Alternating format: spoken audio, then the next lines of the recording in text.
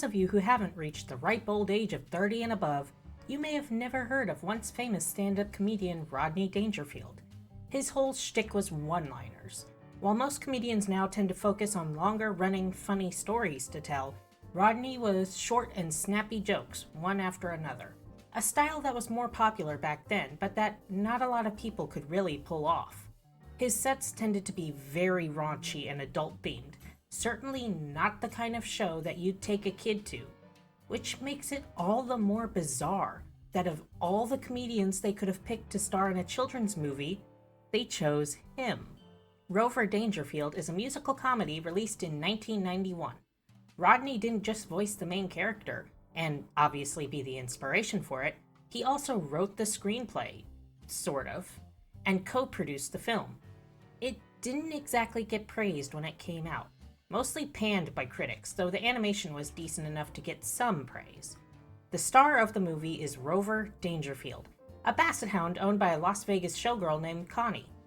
Rover is designed as much as possible to look like Rodney, which leads to some really weird facial expressions and movements. Seriously, look at this face. This is not a normal face. This is not the face of a living earthborn being. This is someone who has been taken over by the stuff and is trying to lure in victims to consume. Rover cracks a lot of one-liners as you'd expect, and while the other characters in the movie laugh and act like they're hilarious, they really just aren't. It's kind of like how in a lot of sitcoms, they would depend on laugh tracks to tell you when something was funny. Otherwise, you really wouldn't be able to tell because they genuinely aren't funny. Most of the jokes he makes would go right over the heads of the target audience of children anyhow, but as long as there's a character on screen laughing, I suppose they'll expect that to get the kids to laugh too. Connie has a loser boyfriend named Rocky, who clearly wants to be a big-time gangster. He goes to a meeting with some actual gangsters to try and sell them what I'm guessing is stolen jewelry. Rover and another dog see the meeting happening, with the other dog dropping a bone that disrupts the meeting. The gangsters think that it's a sting by cops, and that Rocky must be an undercover cop, grabbing their money and getting the heck out, with Rocky seeing Rover and blaming him for the whole thing. No. If those gangsters thought that Rocky was an undercover cop, they would not have run away like this. See, Rocky saw their faces uncovered. He saw them up close and personal enough that he could likely identify them by photo or lineup. He's heard their voices up close and in person. If someone thought he was a cop or a rat or anything else that could lead to them being exposed and arrested, they're not gonna leave that guy alive for another moment longer. Not real gangsters. The idea of what gangsters and mafia are has changed a lot over the years. But the ones who aren't just ordinary street thugs wearing their pants hanging off their backsides and waving around a gun they don't even know how to hold properly, the real gangsters and mafia, they're organized. They tend to run things clean, and the one thing that's really important, no witnesses. If these were real gangsters and Rocky had seen them up close to potentially identify them, they're not just running away here. They're putting him down before they take off running so he can't squeal to anyone. Where was I? Yes. Rover goes home but finds out that Connie is going on a tour for 2 weeks for her job, so someone else is going to have to look after him, namely Rocky himself, who promises Connie he'll take good care of Rover. Rover, for some reason, doesn't try to run away immediately or fake an illness or injury or whatever so Connie doesn't go. He just lays on the couch until Rocky comes, stuffs him in a sack, and throws him off the Hoover Dam. Rover somehow survives the fall. I'm telling you, after a certain point, falling into water is like falling in concrete. You can't break a fall of any height and be okay just by landing in water. But he's pulled out of the water by a pair of fishermen who put him in the back of their truck and drive off. When they're stopped at a gas station, Rover wakes up and jumps out of the truck, wandering around lost until he ends up in a cornfield and gets picked up by a harvester. Yeah, this would not have ended well for him. Where the farmer and his son find him, the son, Danny, convinces his father, Cal, to let them keep Rover, despite already having too many dogs and the fact that Rover clearly doesn't look like a dog that can actually work and be useful on the farm. Rover quickly proves Cal right. Almost all the tasks he's given, he fails spectacularly, even in ways that don't make sense, like the sheep all ending up in a tree because he wasn't watching them. Why? Domesticated sheep are not climbers like goats. They don't have the intelligence or the agility, and they would have no desire to climb up there anyhow, even if they could, so this is pretty pointless. They could have just shown the sheep all over the highway causing a traffic jam, or in the farmer's produce garden eating his vegetables, or even in their house, anywhere that sheep aren't supposed to be. Putting them in a tree isn't even funny if that's what they were going for. Rover meets Daisy, a rough collie from a neighboring farm, and she gives him the words of encouragement he needs to start putting his back into it and actually helping on the farm to prove himself as more than just a fat, lazy lapdog. And he does, earning everyone's trust and praise. He meets a turkey who is clearly only there to be dinner for the humans, though she doesn't realize it and acts like a snobby uptown elite, snubbing all the other animals and not understanding the clear implications she's given that they all know what her fate is going to be. That night, wolves show up, trying to catch the turkey, who puts up a pretty dang good fight for one lone turkey against a pack of wolves. I'd expect this kind of thing from a male turkey, called a tom, but not from a hen so much unless the hen was protecting chicks, which I suppose she kind of is since she's carrying around an egg the whole time. Somehow, the commotion doesn't wake up any of the dogs other than Rover, who instead of calling for help, tries to stop the wolves, until the farmer hears the noise and fires a shot into the air, which is enough to send the wolves running. Rover thinks he and the turkey have escaped with their lives, but apparently the shock was enough to kill her, and with her in his arms when Cal and Dandy show up, to the farmers, it looks like Rover was the one who killed her. No. They know there are wolves around there. They would have heard the howls and yelps and sounds of the fight. That's what drew them out there in the first place. They would have seen the tracks and tufts of wolf fur caught on the fencing and everywhere else from the battle. It should have been painfully obvious what happened. But no, Rover gets blamed for the incident and Cal decides he has to be put down. I know a lot of people would say this is way too harsh, or think that it's stupid to kill an animal for killing another animal that you were going to consume anyway or whatnot, but this is pretty standard practice for farms and ranches. The biggest thing about having dogs is that you need to be able to trust that dog.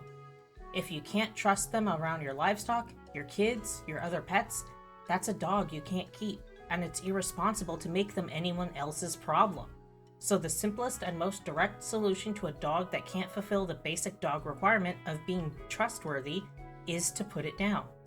A dog that is not safe is a dog that has no place. All the restraints and planning and attempts to prevent a dangerous dog from harming anyone in the world cannot guarantee the safety of people or other animals.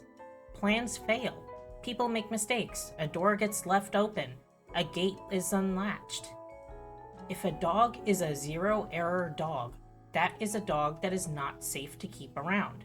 Period. And I say this as someone who has worked with rescues my whole life and who loves dogs. My dogs are my family, and I love them. But it is my responsibility as their owner to make sure that the people and other animals around me are safe, and that responsibility is far more important than my feelings.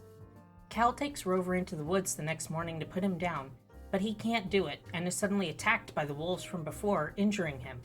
This leads Rover to try and drive the wolves off, which he does with a lot of one-liners and some clever use of surroundings before he and the other dogs manage to bring Cal home safely. His heroics get printed in the newspapers, with Connie seeing his photo and calling Cal, letting him know that she's Rover's original owner, and they agree for her to come get him. Initially, Rover is very happy about this, despite all the other animals, particularly Daisy, who will obviously miss him a lot. When he gets home, at first he's mostly okay with it, but he soon becomes despondent and misses the farm life. He's with Connie in her dressing room when Rocky shows up, and on seeing Rover he expresses shock and reveals that he was the reason Rover went missing in the first place. Connie breaks up with him on the spot and slaps him. He tries to retaliate, but Rover and the other dogs attack him, chasing him outside. A conveniently placed limo proves Rocky's salvation as he jumps into it, the dogs unable to get in the car. Rocky is at first relieved, but then confused as to why the gangsters are there. As it turns out, they want to take him on a little sightseeing tour to the Hoover Dam, just like he did to Rover. Although I have the feeling there wouldn't be much left of him to fish out. A little dark for a kid's movie, watching a guy being driven off to his death with the dogs mocking him, but c'est la vie. Rover returns to life with Connie, but he's clearly depressed. Connie taking him to the farm to visit, and ending up agreeing to let him live there, where his heart clearly lies now, even if she'll miss him. Rover reunites with Daisy, who is at first upset with him for having left, but quickly forgives him and brings him over to see puppies. Puppies nearly identical to Rover, except for one that resembles Daisy. I always hated that the boys look exactly like dad and the girls exactly like mom thing they do with dogs in animation. That's not how genetics work, and they're kind of weird looking. But this is the standard happy ending with Rover and Daisy frolicking with their puppies before the credits roll. I honestly have no idea why this movie was made. Rodney Dangerfield was never a children's character, and pretty much exclusively performed stuff that was geared towards adults. The kind of stuff most responsible parents wouldn't let their kids watch. It was originally going to be designed as an R-rated film, sort of along the lines of some of Ralph Bakshi's films, but Warner Brothers decided they wanted a wider audience reach and toned it way, way, way down to reach the G rating. The script was written by Harold Ramis, but attributed to Dangerfield, as he had heavy influences on it and, well, with how much money he was throwing at it, if he wanted his name on there as a screenwriter, he was going to get it.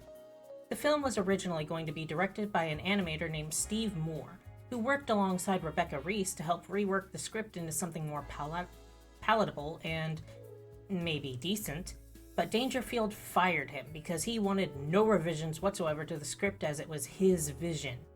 Moore ended up coming back on board, however, as a sequence director.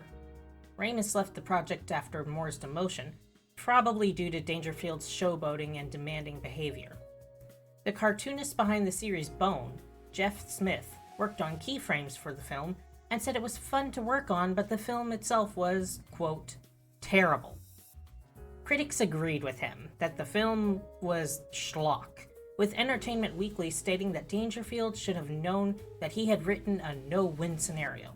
His strongest suit, that gleeful lounge act vulgarity, has always been a little too crass for kids. Yet when Rover offers gooey, sentimental life lessons, it feels unconvincing, like a rock star in a suit. This mongrel movie badly wants to be a kid vid hit, and with that star and decent animation chops, it stands a chance. But don't bet the farm on it. Oof. Kinda brutal, but not untrue. Rodney Dangerfield isn't a children's character. His style of humor is not geared towards children. The linchpin of his act is in its vulgarity. If you strip out the vulgarity, you've got nothing. No clever wordplay, no puns or jokes that catch you off guard. It's just empty, as are the emotional lessons that the movie tries to convey. You don't really care enough about any of the characters to care about how they feel or what happens to them.